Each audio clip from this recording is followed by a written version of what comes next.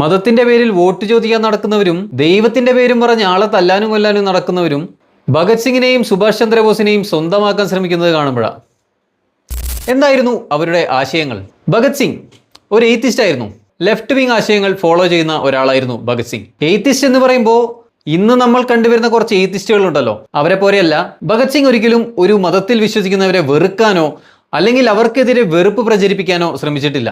But അന്ധവിശ്വാസങ്ങൾ, രാഷ്ട്രീയ നേട്ടങ്ങൾക്ക് വേണ്ടി മതം ചൂഷണം ചെയ്യുന്നത്, മതം ഉപയോഗിച്ച് വർഗീയത പരത്തുന്നത്, ഇതിനെല്ലാം ശക്തമായി എതിർത്തിരുന്ന ഒരാളായിരുന്നു ഭഗത് സിംഗ്. അല്ലാതെ മതത്തിൽ വിശ്വസിക്കുന്നവരോട് ഒരു വെറുപ്പ് കൊണ്ടുവരാനോ വെറുക്കാനോ നിന്നിരുന്ന ഒരു എയ്ത്തിസ്റ്റ് ആയിരുന്നില്ല ഭഗത് സിംഗ്. മതം ഉപയോഗിച്ച് രാഷ്ട്രീയ പ്രവർത്തനം നടത്തുന്നവർക്കെതിരെ എന്തായിരുന്നു അദ്ദേഹത്തിന്റെ സ്റ്റാൻഡ് എന്നുള്ളത് നമുക്ക് ഇതിൽ നിന്നും മനസ്സിലാക്കാം. Subhash Chandrabose, A left leaning secular nationalist. ഇന്ത്യക്ക് സ്വാതന്ത്ര്യം കിട്ടാൻ വേണ്ടി പട്ടിണി കിടക്കാനോ സമരം ചെയ്യാനോ ഒന്നും സുഭാഷ് ചന്ദ്രബോസ് തയ്യാറായിരുന്നില്ല. ഇന്ത്യയുടെ സ്വാതന്ത്ര്യത്തിന് വേണ്ടി പ്രവർത്തിക്കാൻ അദ്ദേഹം ജർമ്മനിയിൽ പോയിട്ട് ഹിറ്റ്ലറെ വരെ കണ്ടിട്ടുണ്ട്. ഇന്ത്യ ഒരു സെക്യുലർ മോഡേൺ നേഷൻ ആയിരിക്കണം എന്നായിരുന്നു സുഭാഷ് ചന്ദ്രബോസിന്റെ ആഗ്രഹം.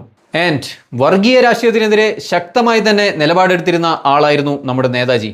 സോ വർഗീയ രാഷ്ട്രീയം നടത്തുന്നവർന്ന് അവരുടെ ഹീറോ ആയിട്ട് കാണുന്നത് നേതാജിയെയും ഭഗത് സിംഗിനെയുമാണ്.